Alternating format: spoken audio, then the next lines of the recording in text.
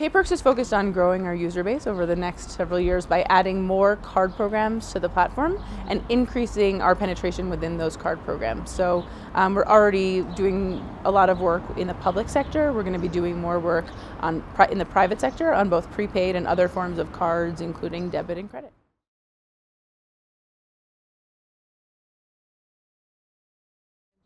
Well, I think from a customer segmentation perspective, we at Payperks are very focused on underserved consumers, which, as the name denotes, have historically been underserved, a historically unsexy audience to serve. But I think with the rise of the emerging middle class, investors are starting to see this as a real opportunity, and I think it is one.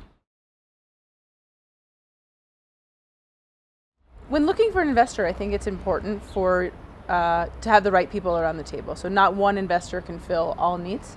I think it's important to have somebody around the table who can explain to a new startup, corporate diligence and those types of things. I think it's also important to have somebody who has specific subject matter expertise.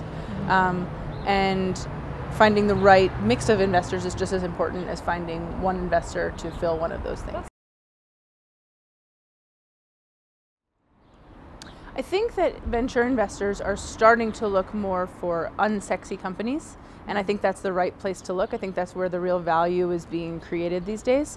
I think the challenge in that shift is that not a lot of venture investors are familiar with unsexy areas. So perhaps they invest in what seems like the sexiest idea in an unsexy area without really understanding substantively what the business opportunity is there.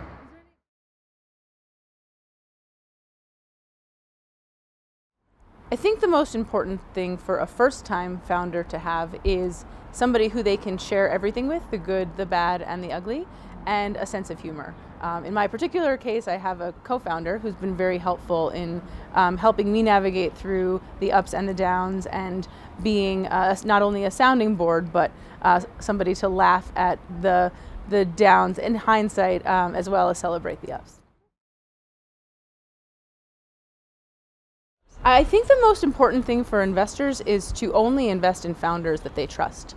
And I think that is what allows for investors to add the most value, because they can then know when their expertise is valuable and also step aside when they know that they can just trust the founders. One piece of advice for founders is to trust your gut.